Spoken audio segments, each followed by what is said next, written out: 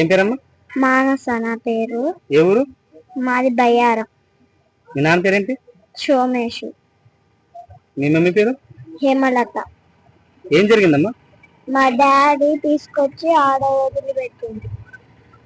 వదిలిపెడితే అదే ఆడుండు నేనేమటొస్తా అన్నాడు. ఇంతవరకు రాదు. ఎటుపోయినట్టు? ఏమో. మీ మమ్మీ లేదా? మా మమ్మీ చనిపోయింది. మీ అమ్మమ్మ పేరు ఏంటి? మీ అమ్మ పేరు? మా అమ్మమ్మ పేరా? మా అమ్మమ్మ పేరు తెలియదు. మీ నాన్నమ్మ పేరు తెలుసా? మా నాన్న పేరు రాధమ్మ. రాధమ్మ. మీ తాత పేరు? మా తాత పేరు తెలియదు. ఏం క్లాస్ అవుతున్నామ్మా? ఫిఫ్త్ క్లాసా? ఎక్కడ? ఏ స్కూల్?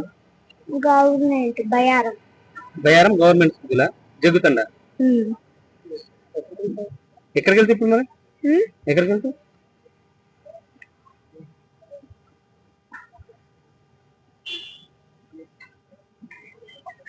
ఏం చెప్పదలుచుకుంటామ్మా? డాడీ ఎక్కడున్నా తొందరగా వచ్చి నన్ను తీసుకోవాలి. భయం వేస్తుంది. చూస్తున్నా చిన్న పాపను వాళ్ళ డాడీ తీసుకొచ్చి. నా పేరు శంకర్ రామరాజు, మాది మహబూబాద్ టౌన్. మధ్యాహ్నం చిన్న పండు నేను సెంటర్కి వచ్చి ఇంటికి వెళ్తున్న క్రమంలో రైల్వే ట్రాక్ పక్క నుంచి వెళ్తున్నా. ఆ టైంలో చిన్న పాప ఏడ్చుకుంటూ ఎండలో విపరీతంగా ఎండ కొడుతుంది. ఆ ఎండలో నిలబడి చేతులు అడ్డం పెట్టి వెహికల్స్ ఆపడానికి ప్రయత్నం చేస్తాను. అసలు ఎవరు ఆపట్లేదు వెహికల్స్. అసలు ఏందని చెప్పేసి నేను పక్క పోయిన తల్లి ఏమైంది అంటే, నా పేరు అంకుల్ మానస, మాది బయ్యారము. ఉదయమే మా డాడీతో కలిసి లోకల్కి వచ్చిన మహబాద్కి వచ్చిన తర్వాత నన్ను ఒక బస్ అక్కడ ఒక ప్లేస్ దగ్గర ఉన్నాం. మా డాడీ ఇంతవరకు రాలేదు. ఉంది నాకు వేరే వాళ్ళని అడిగితే అన్నం పెట్టిండ్రు. నేను ఈ ట్రాక్ దాటి వెళ్ళిపోతా, నన్ను బయ్యారంలో వదిలిపెట్టానని చెప్పి చాలా దీనంగా బాధాకరమైన స్థితి లోపల ఆ పాప ఉండి వేడుకుంటే, అట్లా కాదని చెప్పేసి నేను ఇంటికి తీసుకుపోయి అమ్మాయి కొంచెం ఫ్రెష్ అయిన తర్వాత భోజనం ఇట్లా పెట్టించి ఒక జ్యూస్ ఇట్లా దాపిస్తే, మరి ఏమైంది తల్లి అంటే, నాకు చిన్నప్పుడే తల్లి అది మదర్ చనిపోయింది. నాకు అక్క తమ్ముడు ఉన్నారు. మేము మాది బయ్యారము. అయితే మా నాన్నతో నేను ఇద్దరం కలిసి ఇలా మేము మహబాద్కి వచ్చినలే కానీ మా నాన్న ఒకటి దింపిండు, నా ఉండమన్నాడు. ఇక మా నాన్న ఇంతవరకు రాలేదు. నన్ను బయ్యారంలో వదిలిపెట్టామని చెప్పి చెప్పినాడు. అంటే కుటుంబ లోపల సరే ఆర్థిక సమస్యలు కావచ్చు, లేకపోతే ఇంకా రకరకాల సమస్యలు అనేవి వస్తూ ఉంటాయి.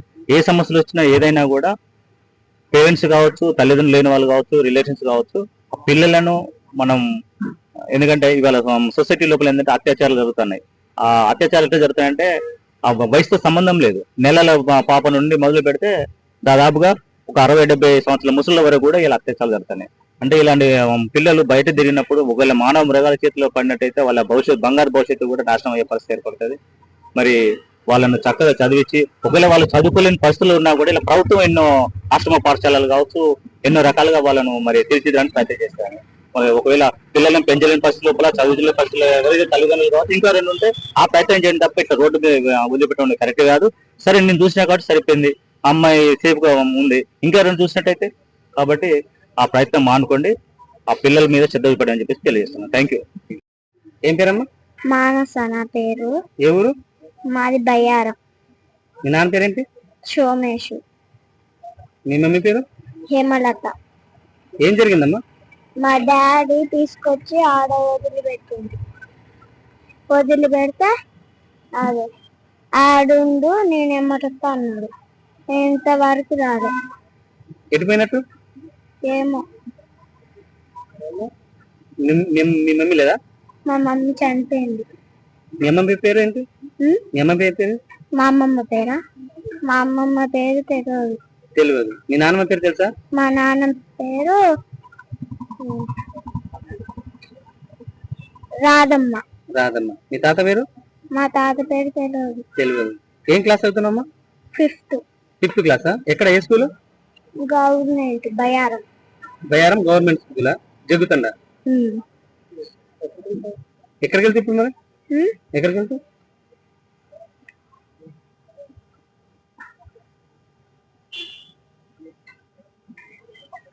ఏం చెప్పదలుచుకుంటామ్మా?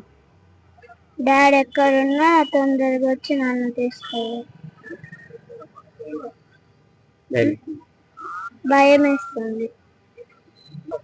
చూస్తున్నా చిన్న పాపను వాళ్ళ డాడీ తీసుకొచ్చి నా పేరు శంకర్ రామరాజు, మాది మహబూబాద్ టౌన్. మధ్యాహ్నం చిన్నప్పటి నుండి నేను సెంటర్కి వచ్చి ఇంటికి వెళ్తున్న క్రమంలో రైల్వే ట్రాక్ పక్క నుంచి వెళ్తున్నా. ఆ టైంలో చిన్న పాప ఏడ్చుకుంటూ ఎండలో విపరీతంగా ఎండ కొడుతుంది. ఆ ఎండలో నిలబడి చేతులు అడ్డం పెట్టి వెహికల్స్ ఆపడానికి ప్రయత్నం చేస్తాను. అసలు ఎవరు ఆపట్లేదు వెహికల్స్. అసలు ఏందని చెప్పేసి నేను పక్క పోయిన తల్లి ఏమైంది అంటే, నా పేరు అంకుల్ మానస, మాది బయ్యారము. ఉదయమే మా డాడీతో కలిసి లోకల్కి వచ్చిన, మహబాద్కి వచ్చిన తర్వాత నన్ను అక్కడ ఒక ప్లేస్ దగ్గర ఉన్నాం. మా డాడీ ఇంతవరకు రాలేదు. ఉంది, నాకు వేరే వాళ్ళని అడిగితే అన్నం పెట్టిండ్రు. నేను ఈ ట్రాక్ దాటి వెళ్ళిపోతా, నన్ను బయారంలో వదిలిపెట్టానని చెప్పి చాలా దీనంగా బాధాకరమైన స్థితి లోపల ఆ పాప ఉండి వేడుకుంటే, అట్లా కాదని చెప్పేసి నేను ఇంటికి తీసుకుపోయి అమ్మాయి కొంచెం ఫ్రెష్ అయిన తర్వాత భోజనం ఇట్లా పెట్టించు, జ్యూస్ ఇట్లా తాపించు. మరి ఏమైంది తల్లి అంటే, నా చిన్నప్పుడే తల్లి అది మదర్ చనిపోయింది.